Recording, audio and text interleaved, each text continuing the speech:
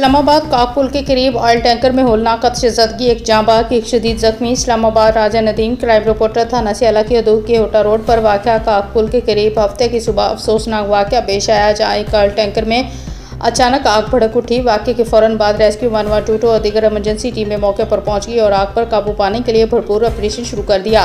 Rescue काम के मुताबिक फायर टेंडर्स और रेस्क्यू गाड़ियाँ ऑपरेशन में मसरूफ़ रहीं, जबकि फायर फाइटर्स ने आग पर काबू पाने के लिए भरपूर कोशिशें की।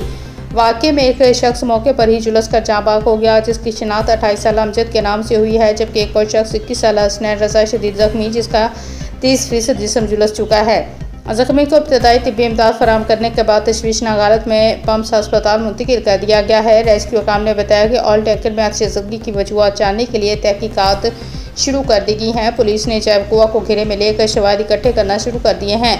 पम्स अस्पताल सराय के मुताबिक जाँबाग होने वाले शख्स की इलाज ज़ाब्ते की कार्रवाई के बाद वर्षा के हवाले की जाएगी, जबकि जख्मी नौजवान की हालत इंतहाई नाजुक बताई जा रही है। उधर शहरियों ने मुतालबा किया है कि तेल बरदार गाड़ियों में सेफ्टी के मौसर इकदाम को यकीनी बनाया जाए, ताकि इस तरह के अफसोसनाक वाक़यात से बचा जा सके।